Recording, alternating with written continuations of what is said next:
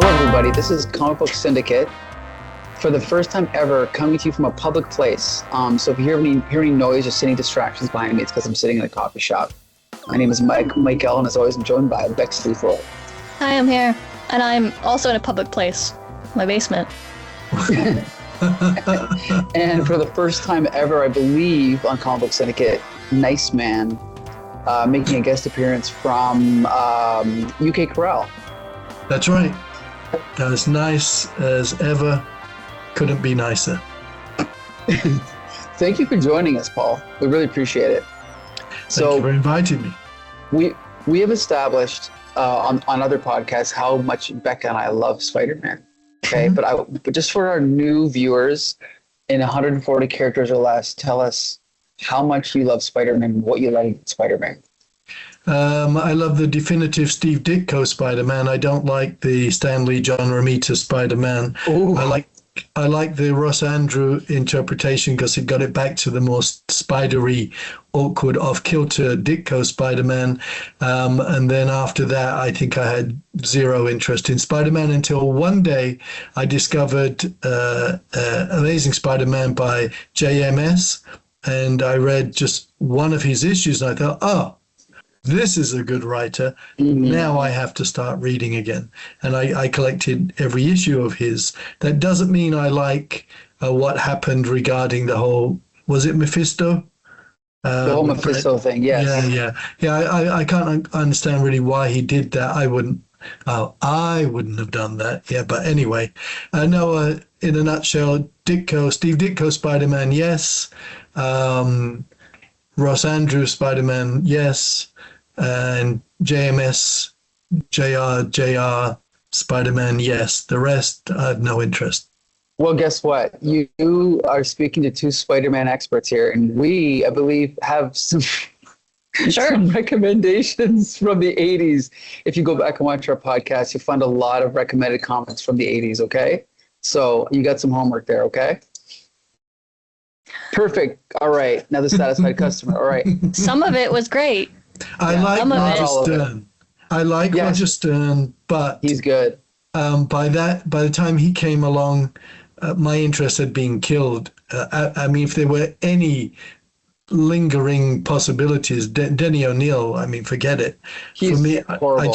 Denny O'Neil is such a terrible writer. When he's not interested, like Marv Wolfman, when he's not interested, it's not worth toilet paper.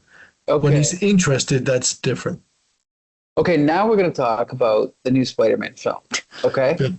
Yep. I went into this with the same expectations I've had for any Marvel film lately, which is cautious optimism, right? Because the last, 8 years of Marvel films, or 6 years, have been kind of very hit and miss. But my first impression was I actually was shocked how good this movie was. I'm not going to say it was a masterpiece. It wasn't perfect, but I was shocked how good it was. Bex Luthor, what's your first impression? I cried so much. I'm such a baby. Oh my God. When Peter's sad, it makes me so sad. No, I know. I was also cautiously optimistic because I feel like like you said, it could have gone either way. Sure. But yeah, no, I had a great time watching it. I sat next to this 8-year-old kid, and he was visibly shaking with his excitement about Spider-Man. And I was like, oh, yeah, that's what it's all about, actually. Is like, he was like so invested in the story. He was so emotional. He was crying. He was nervous that Spider-Man wasn't going to make it out. He like, it was really genuine to watch, like, his dad be like, no, it's okay, Spider-Man's gonna be okay. And I wanted to be like, I know, small child, you don't know me, but Spider-Man's gonna be okay. And I'm like, I'm crying and he's crying. But it was like, it was nice to watch a good Marvel movie, and it was extra nice that it was Spider-Man.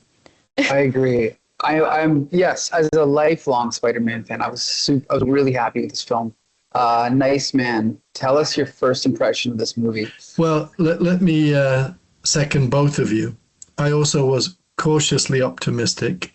Let me also echo what you said, Mike. I came away kind of shocked that it was so good.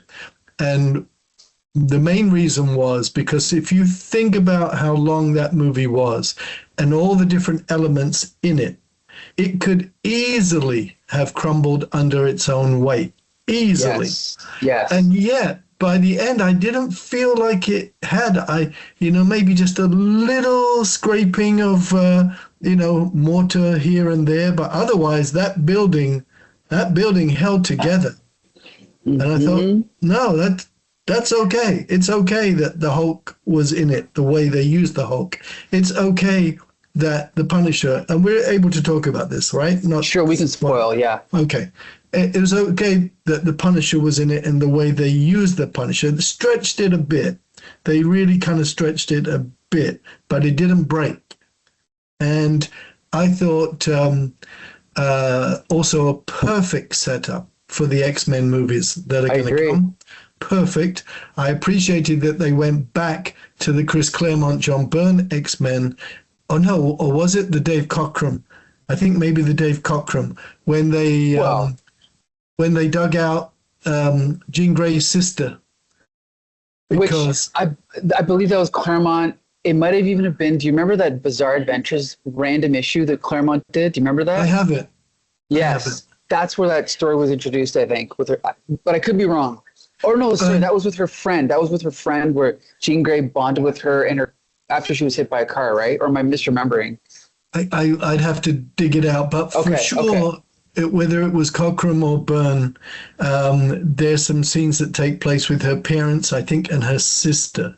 I hope I'm remembering it somewhat correctly. Someone may say, no, you've misremembered it completely. But I know that she has because I remember when I was reading, I thought, oh, she has a sister. I never knew when they introduced a sister.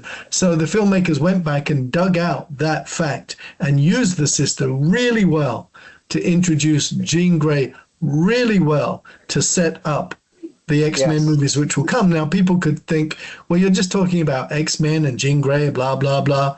You're not talking about Spider-Man. You're not talking about Peter Parker. No, absolutely dead center was Peter Parker. And Mike, as you know, I don't like comic books. I find it hard to like comic books where somebody comes up with a scenario, villainous scenario, and drops the hero or heroes in it. I like it to be, this is a comic book about Tony Stark, who happens to be Iron Man, Peter Parker, who happens to be Spider-Man. I don't like it the other way around. And this was absolutely Peter Parker, who happens to be Spider-Man. And I think, Becca, that's one of the main reasons it was so moving. And it was moving, wasn't it? Because you could, sorry, Mike, but you could actually do a bit of a Stan Lee, Steve Ditko thing and imagine that you could be in his place. Well, yes, this is the key, I think, is that although I like most Marvel films, I am so tired of the end of the universe, the end of the world, the end of even New York, because even if you go back to Avengers 1 was the end of New York, Avengers 3 was the end of the universe. In this film, what is the MacGuffin? The MacGuffin is Jean Grey wants to find her sister. That is it. Everything in the movie comes from that. And then Peter Parker wants his friends to remember him. Those two stories come together. That's literally it. Everything comes out of that, right? So right. Peter Parker, the reason he goes to Dr. Banner is because he wants to, I guess this is the third plot. His powers are changing. So the reason he goes to Dr. Banner is because his powers are changing. He wants to dampen them. The reason he goes to Punisher is to protect Mary Jane because, Mary Jane because of what's happening with Jean Grey. So all the plots tie together, and in the end, it's just Jean Grey wants to find her sister. And I wish more Marvel movies would do this, right? Like when you go back to, you mentioned the Chris Claremont, John Byrne comics, all those comics were very straightforward. There's a new mutant. They have to go track her down. They find out it's Kitty Pryde. The X-Men are trying to recruit her. The Brotherhood are trying to recruit her, right? You have competing factions against each other, but it's not always the end of the universe, right? And I think that's why, despite the failures of Marvel and DC over the past few years, this film somehow is in 5 or 6 days made $1 billion. not just because Spider-Man's good, but because everyone who saw it loved it and told their friends to go see it, right? So I don't know. So Becca, what is it you think that this movie is that like? Do you agree? Is that what they did differently? You think The core brought of it down? Spider-Man's character, everybody Oh. has felt Oh, like Peter Parker. sorry. Go ahead. Yes. Yes. Like alone, things like even just some of the allegories to like he's changing, he's feeling emotional and it's affecting him physically. When we were all horribly depressed and stuck inside during COVID, we all had that kind of experience of like, I'm by myself, I'm lonely, I don't feel good, it's affecting me. I love the fact that we did a more toned down story about Peter, just like who he is, his friends who don't remember him and how that's affecting him. And the Thanos wasn't there, and the TVA wasn't there. I guess Black Widow was there, but that was fine. I understand that Disney needs to shoehorn in all of their connections, but like I don't think it took away too much. I liked the idea that the Hulk was in the movie because it made sense that Peter would go to another scientist who's having the same problems. I like Spider-Man a lot. Well, and it's funny because last year Superman, the new Superman came out, and it was a hit, but it wasn't a massive hit. It made maybe 500 million, and then Supergirl just came out. Unfortunately, it bombed. It was a fine movie, but it wasn't great. And even though I'm totally rooting for James Gunn, there's mistakes. Like if you look at the Supergirl film, for example, it's based on Woman of Tomorrow, which is a good comic, but Woman of Tomorrow is not really what I'd call a traditional Supergirl story. It's basically True Grit in space, which is fine. But looking at the success of this film, I would have said to DC, no, put Kara Zor-El in high school like she was in the original movie with Helen Slater, or put her in college or whatever. Stick her in a dorm and give her regular girl problems. And I think that would be so much more appealing to new viewers. Nice man, what do you think about that? About the Supergirl thing? Well, just yeah, or any superhero. I mean, is that not what people relate to? Yeah, and it's of course on the one hand it's ridiculous to think any of us can relate like to a superhero or supervillain. For one thing, we're not going to run around in tights with our underwear on the outside. I'm not going to do it anyway. Well, speak for yourself. I mean, that's right. But you do have to somehow help the viewer relate. And like you say, if it's all too world ending, universe ending, it's too much. And you know, Mike, I always have like when I say these things, old issues of comic books pop into my head because they seem linked. And I just have a couple of quick references to comic books, which you may or may not know or remember. Daredevil, when it was written by Steve Gerber, and it was a Bible. I've not read that. No, we all know Steve Gerber is one of the great comic book writers. Yes. But when he was writing Daredevil, he found it hard to get control of it. And I remember in the letters pages, because I always loved the letters pages, somebody wrote and said, listen, can we just scale it down a bit? Can we have like, I don't know, one issue where Daredevil stops a burglar? You know, just scale it down, just ordinary, not so, this and that. And, you know, Steve Gerber and Roy Thomas listened, and then suddenly we had a Daredevil issue featuring the Beetle, remember, from Ditko Spider-Man. Daredevil, the Beetle. And everybody's like, yeah, okay, that's nice. It's more down to earth. And the other one, Becca, I want you to ask you, because, you know, Mike and I have spoken a lot, so I know much more about him, you know, in comparison to you. Did you ever see old Spider-Man issues like around number 100 when Roy Thomas was writing? Do you remember that anniversary issue? What Roy Thomas had happened to Spider-Man, and he suddenly grew. He had 6 arms. Oh, yeah. Yep, I remember. He had 6 arms like a spider, and I thought, well, this is one of the no, not dumbest. This is one of the dopiest comic book stories I've ever seen. And Roy Thomas, you should never write Spider-Man because, it was just, being spidery for spider's sake. Now, my point is, in this movie, his eyes darken, right? They get kind of spidery. And webbing actually comes from his body as opposed to just his web shooters. And I as they were doing this, I thought, I'm not going to like this. I'm not going to like this kind of supernatural stuff where it's coming from his body and not a web shooter. Yeah. And now his eyes are turning black. He's becoming more spidery. And as I sat there, I said to myself, please, God, don't let him grow 6 arms. Please.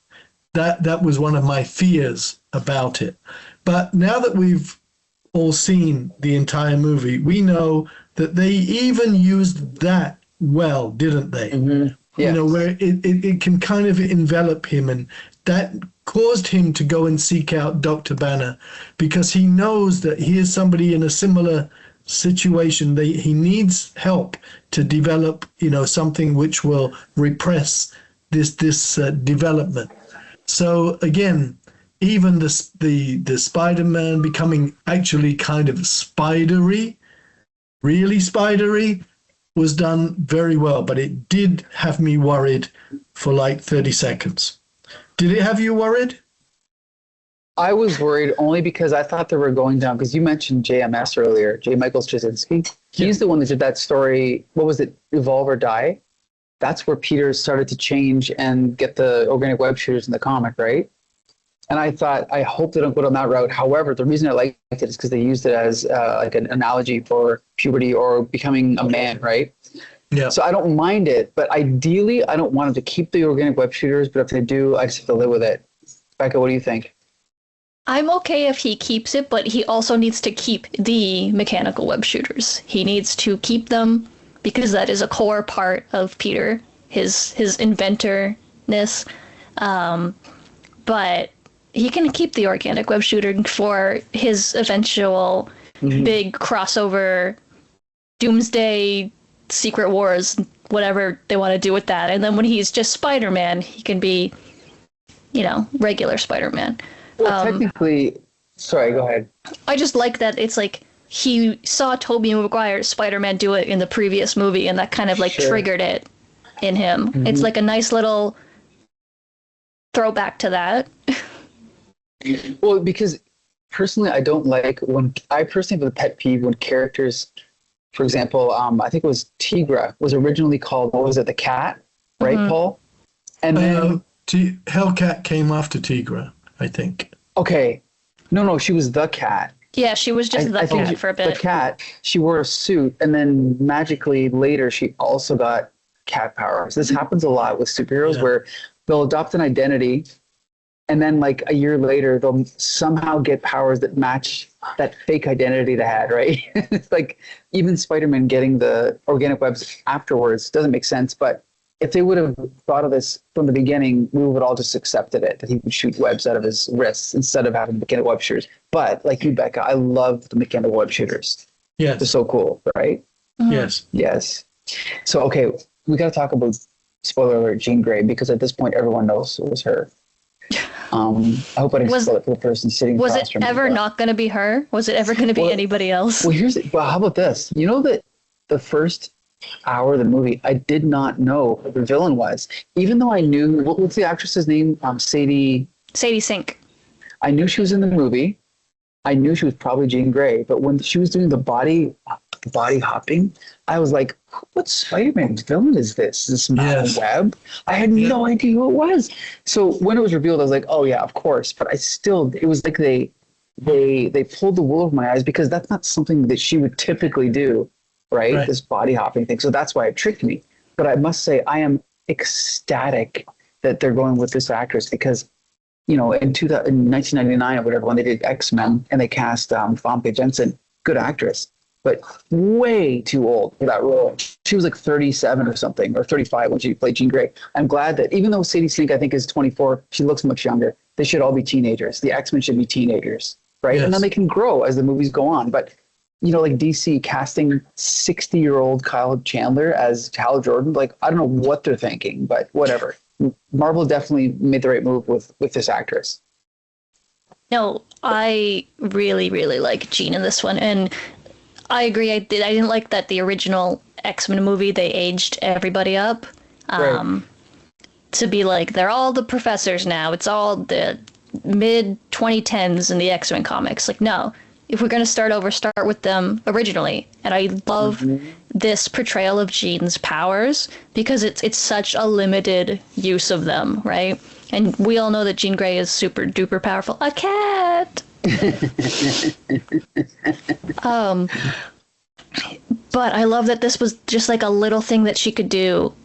And it kind of mirrors, in a sense, originally Jean Grey. It was kind of flipped a little bit, I think, because in the comics, isn't originally like she's like she can move stuff with her mind, and then Charles like suppresses her ability to go into other people's minds. And So then in this one, they did it the other way. I just discovered this. I only read the original run this year for the first time, all the way through. But she starts with telekinesis. Then I think Professor X gives her telepathy, but they retconned it later and said she always had telepathy from when she was a kid, and Professor X suppressed it. But either way, it did come separately, yes. And then the Phoenix Force happens and, all that jazz. Later, yeah, exactly. So I love that that's how we were introduced. Like, oh, yeah, she has a limited reach of her powers. It's like 33 feet or whatever. Yes, yes, I love that too. Restrictions, like in-universe restrictions, like giving rules to abilities instead of just letting people do whatever they want. Obviously, at the end of the movie, spoiler alert, she experiences an extreme amount of trauma, and that triggers her. Like, that's pretty comic booky too, is to get triggered as like a secondary mutation, and that triggers her telekinetic abilities. So now she's like gonna be like Jean Grey. But oh my god, her and her sister, god, it really got me. Like, that's such a good scene of them in the park. I really felt it. And then at the end of the movie, spoiler alert, when she finds out this thing that she's been searching for this whole time is nothing. Yes. And her sister's dead. And I'm like, I thought that they were gonna, the whole time, I thought they were just gonna put another MacGuffin in this movie. I was like, what is VMAX? Is it Venom? Why? There's this movie's going so well, don't throw more shit in the fan. And then they didn't. And it was wonderful. It was sad. But this is the way to do it. Like, this director, I believe he did Thunderbolts. He did Shang-Chi. Oh, okay. Which I thought was okay, but I'm surprised how good, like this movie, I'm watching it. First of all, everyone criticizes current Marvel films and current Netflix films as having garbage lighting. This film looked like a real movie. It was actually well directed. The lighting was good. All of the characters were written well. There was no point, other than some of the action scenes, I was a little bit zoned out, but everything that happened with the characters, I was completely enraptured in the story. And of course it's not perfect, but if you're talking about a blockbuster, if you're talking about a superhero film, this is just about as good as I think it can get. And we talked about how they introduced Jean Grey, but like you said, it's the relationships, right? You have an 8-year-old kid sitting next to you. You have a 50-year-old watching this movie, and everyone is loving this film. And I think it also completely disproves the whole theory that people are sick of superheroes. People are sick of going to the theater. This movie is breaking all those rules, defying all those, criticisms. So I don't know. I was worried about the way that they were going to introduce the X-Men, but now I'm very excited. So I believe the director of Thunderbolts is going to do the X-Men reboot, the movie. As long as they stick with this tone, I think it'll be good. And the Thunderbolts did that like found family friendship thing really well, I think. So an ensemble cast, I think, would be that director's prepared for. Right. But I'm just excited that this was the introduction of the X-Men. We just put one person in a movie instead of like putting 13 people in a movie, right? Yes, it was subtle. Yes. Her relationship to Peter mattered to the story. It's going to continue to matter as their stories progress.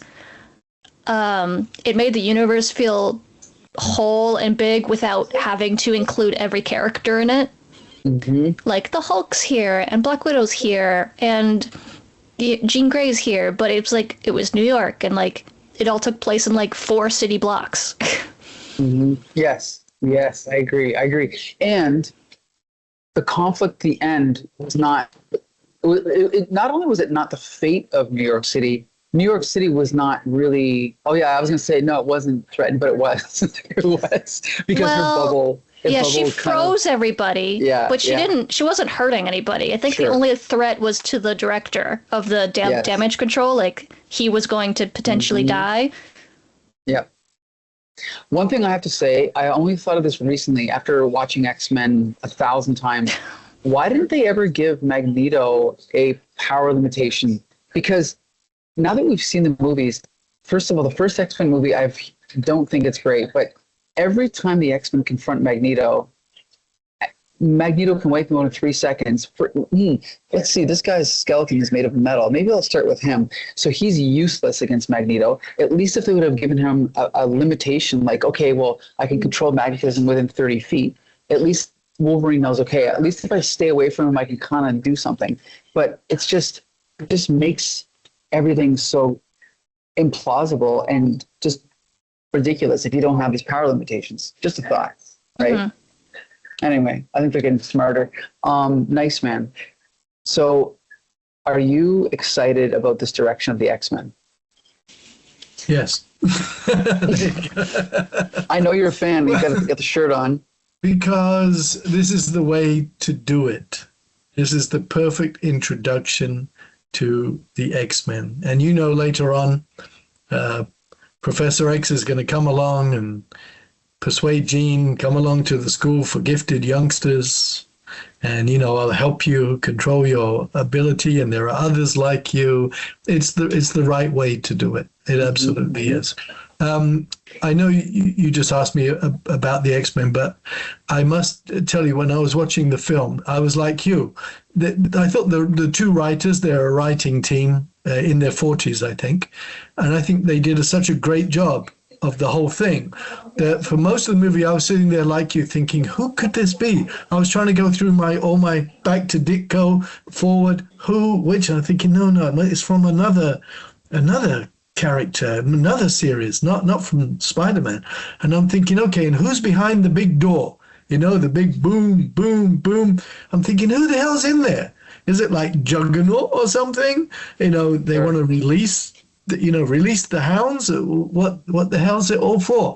And then, of course, like you, both of you, I didn't know it was Jean Grey at all, and somebody who had a sister named Sarah. And then when they identified her, I said in my head, holy crap. God, wait, Jean Grey? This is Jean Grey as in X-Men? And I thought, but they made her a villain? What the hell's going on? And of course, she was acting in a rather villainous way, but she's not a villain. And I thought it was a nice touch to now what they kept asking all the time, what is it called? VMAX, right? VMAX. What is VMAX? What is VMAX? You know what that reminded me of? The first Star Trek film. Yes. And when she was erasing the letters and it was left V blank blank blank, I thought, oh, Voyager. This is Voyager, Star Trek, first film. And I thought, that was a good touch as well. What is this VMAX? What is it? It's nothing. It's a little nameplate with some of the letters rubbed out, erased. So, and it's not. There is no juggernaut or something behind that pounding, to be released or something. It's not that. It's that's they killed her sister. That was the. What can we say? The big revelation, and so yes. To go back to your question, I'm really looking forward to the X-Men films, and of course, one of the characters will be Nice man. Without the end. So I just got to say, yes, I'm waiting for the original X-Men. I just got to say that this is what's brilliant is that these characters, I mean, if you think about X-Men, we've got the fans from the comics from the 60s, 70s. We got the fans from the cartoon from the 90s. We got the fans of the movies from the zeros. So we have generations of people that are all going to see these movies. And the way that they introduce Jean Grey is a way that appeals to every single level of those fans. Because me and Nice Man have been reading, like, Nice Man's been reading X-Men since the 60s, and even he was tricked. But it's one of those things where once it's revealed who it is, it all makes sense. It's not like it doesn't add up. You go, oh, of course, they pulled the wool over my eyes, right? So it's perfect. Yes. I know you want to show off your shirt, Nice Man, but Oh, yeah, of course. Because, yeah. It's a nice yes. shirt. It's a good shirt. Yeah, they taught me to read, especially The Beast. Mm-hmm. Especially those first, what was it, 19 issues? Stan injected? Oh, first 18. 18. And Jack Kirby, of course, did kind of layouts from like 12 onwards or whatever. But I mean, right. If anybody says, oh, he wasn't really involved, yes. I mean, come on, the Sentinels are classic Jack Kirby. Yes. Yeah, that's the best issue. Yeah. But anyway, okay, I'd love to talk about this all night, but I guess my question is, they've announced that this is kind of the beginning of a new Spider-Man trilogy. So, Bex Luthor, what would you like to see happen in the next two films? Do you have any idea? I want Punisher to shoot Spider-Man at the end of every movie. Oh, sadistic. And then he carries him into the hospital Civil War style. I would like that. I would also love a montage of Spider-Man fighting Spider-Man bad guys in every movie instead of like trying to shoehorn 18 new characters. You can be like, oh, he fought this guy, he fought this guy, he fought this guy, and then now this is the movie. I love that. I want more MJ. I know we didn't really talk about Zendaya, but I really, really liked her in this. I love that she was like, it was good. I don't remember you. Like, I'm sorry. Mm-hmm. And yep. I loved their whole dynamic. I loved that scene of them in Frank's like hideout. Oh, yes. When she reads the letter and he finds out that she's read the letter. It's like heart-wrenching. That was a great twist. I agree. That was great writing. Yes. That she just, like, instead of Peter telling her because he doesn't want to, she just found the letter that he wrote. It's like, and the whole, of course, because Peter's stupid and a kid, he's like, my name's Peter Parker, we were in love, and just writes it all out, and she reads it, and she doesn't feel anything, obviously, because she doesn't remember. And I love that they didn't retcon that. Because, like, if they're going to make Peter have to be alone, he's alone. He's going to have to reestablish these relationships now. Which, I'm kind of excited to watch them become friends again. Me too. The scene of them sitting in the apartment was so good, right? Like, again, zero special effects. 3 people sitting in an apartment. 1 guy's dressed up in his costume. It was brilliant. It was all great, right? Like, I just love that stuff. Yeah. I love the fight scenes in this. Like, they're fun. Like, when he's fighting the Hulk and the Hulk does a thunderclap. So fun. Mm-hmm. But the best parts of this movie are when just characters are talking to each other. When 100%. The Punisher and Peter are just having a New York off where they're just talking with their hands to each other. Mm-hmm. Yes. More of that. I want less punching and more feelings. Well, this is something we've talked about with Adamantium on other podcasts, is for considering we all love superheroes. Both Adam and I do not really enjoy fight scenes. I don't care about them really. It's kind of like I said, the analogy I gave is I like cop shows, but I don't want to watch scenes of cops just arresting people. I want to watch cops investigating a crime, putting clues together, right? Like doing detective work. That's the interesting part, the procedural, not the foot chases. So yeah, I'd like to see them focus on the relationships like there. As far as particular stories, of course, my favorite era is the 80s. So I'd like to see them. I mean, they haven't done the Green Goblin yet in this Tom Holland run yet, have they? I mean, he fought a different Green Goblin. A different Green Goblin. Different universe. Yeah, I guess I'd like to see the classic Harry and Norman Osborn, the Green Goblin. Of course, I'd like to eventually get to the Hobgoblin, but that's probably never going to happen. But, I mean, you want Ned to be the Hobgoblin? or it's not Ned. That's would be weird. Is I guess they'd have to figure out a new way to do it to surprise everybody, right? But that's the cool thing is that they can do that. I think that's when these movies take little pieces from the comics and then do their own thing. Yeah. It tends to be a little bit more interesting for comic fans because, like, I already read the comics. I know how those stories end. I want to see another interpretation of that. You are correct. Nice, man. Do you have any hopes or predictions for the next two movies? What are they? Yes. It's great that this movie was really good. The problem now is, you know what I'm going to say, Becca? I have an idea. I'm not sure they can top it or even equal it. So if they just go back to, okay, we haven't done the Green Goblin here, or we haven't, that's not going to work. Like with the Scorpion, they used him in a limited but effective way. And there was no major villain in the end, was there? There wasn't. It's Good just point. people in situations. And Scorpion was kind of incidental. So I don't think it will work for them to say, well, okay, let's feature the Kingpin or whatever, you know? We'll borrow him from Daredevil. He's in the Daredevil TV show, he was left on a beach. Let's borrow him. No. I think if it were me, I would go to the beginning of the JMS run. I would go to the beginning of the JMS where that wasn't just a bite from a spider. Oh no! Don't talk. It wasn't just Ezekiel. It wasn't just a random thing. It was a spike because that, for me, that first issue or first couple of issues by JMS was a little bit like Alan Moore-ish. Like, let me take Swamp Thing and let me completely turn it on its head. No, this is not Alec Holland covered with snot. This is the embodiment of nature. This is with the consciousness of an Alec Holland, but it's really a manifestation of nature, of the green. Now, this JMS, I thought this is a great writer. I have to start reading Spider-Man again, because he's stopped and thought, okay, let's consider this random spider bite.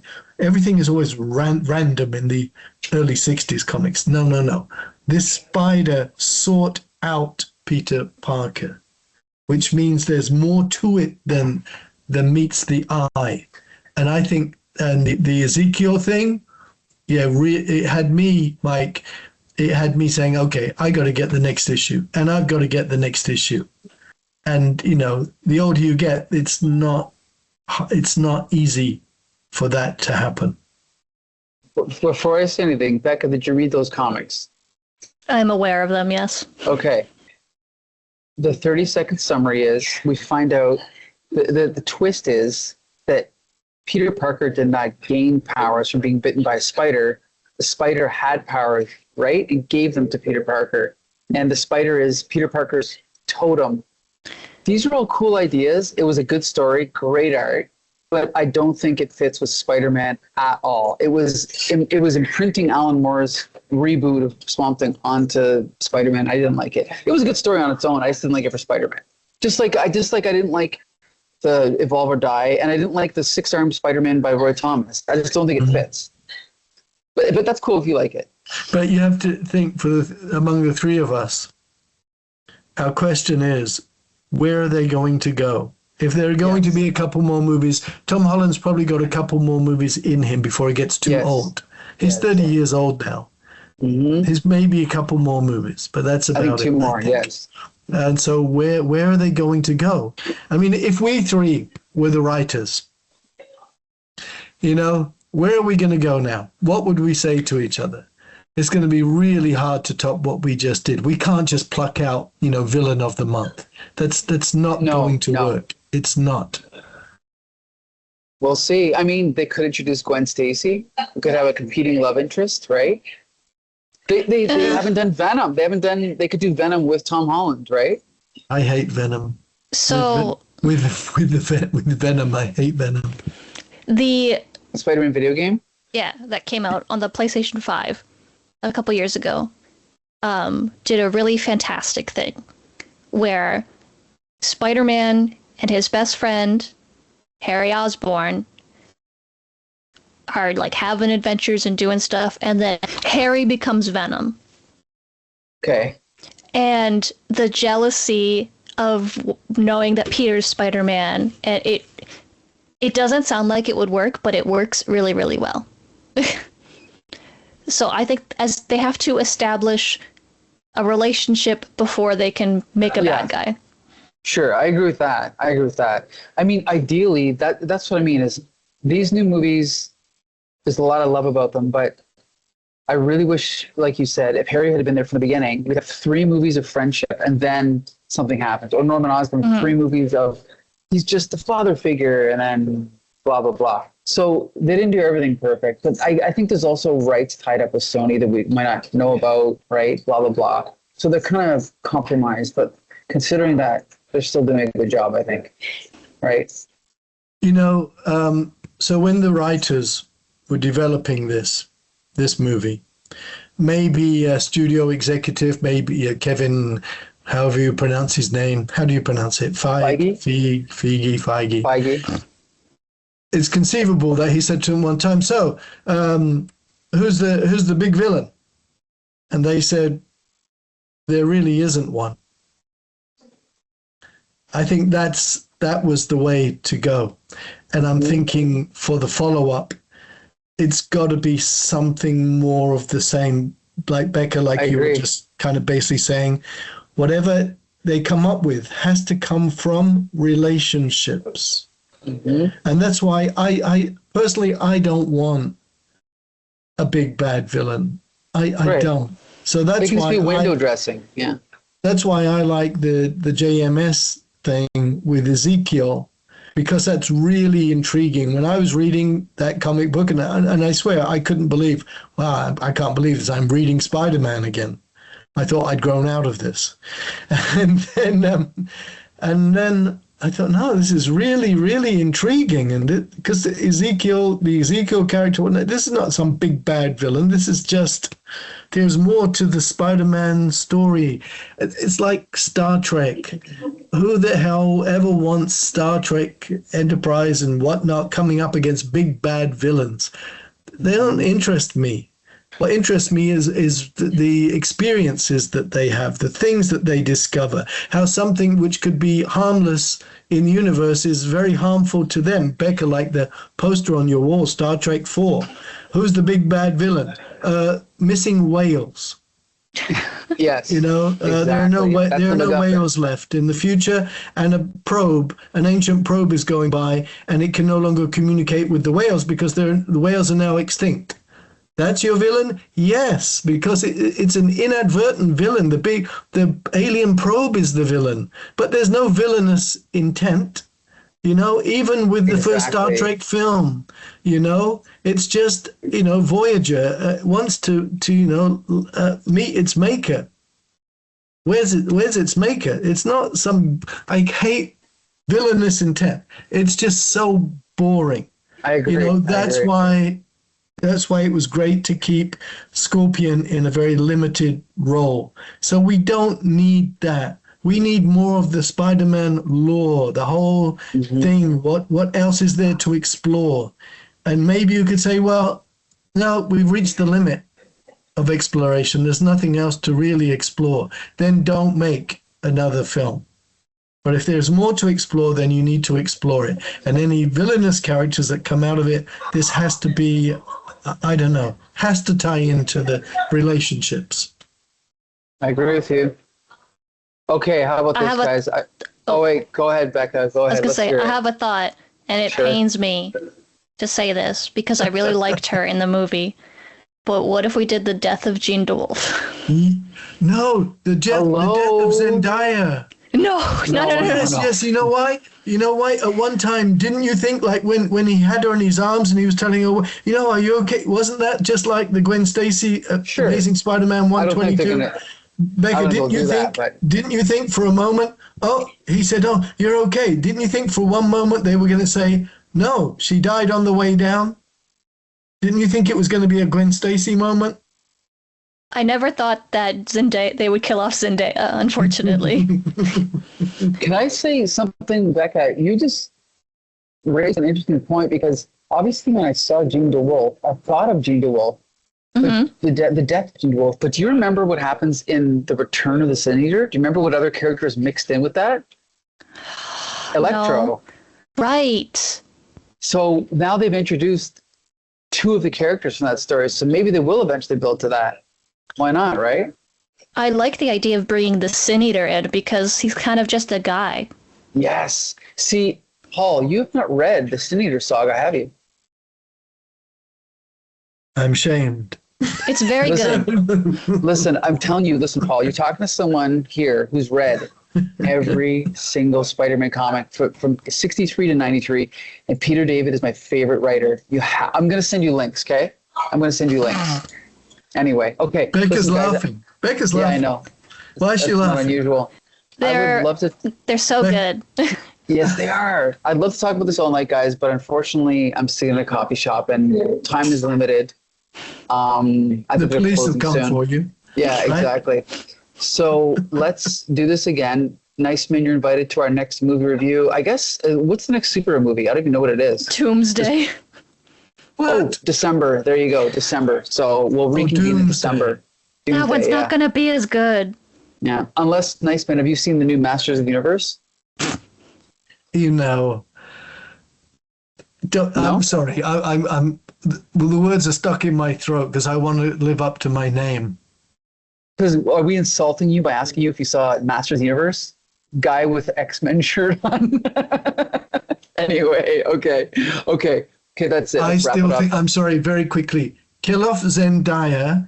First, have Gwen Stacy show up as a triangular love interest. Kill off MJ and have it reversed. You kill off MJ and Gwen Stacy is there to comfort him. There you go. We'll see if your prediction comes true. Okay. It's not my prediction. It's what I would do. Well, I want to thank Nice Man for joining us. Thank you, Nice Man. You're welcome to come back next time.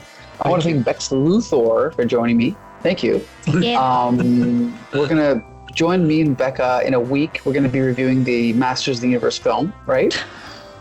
It's going to be fun. It's going to be fun. Have you watched it yet? Yes. Okay, keep your thoughts to yourself. 7 days from now, we will be talking about it. So tune in then. All of our episodes are available at comicbooksyndicate.com and youtube.com. And until the next time, see you later.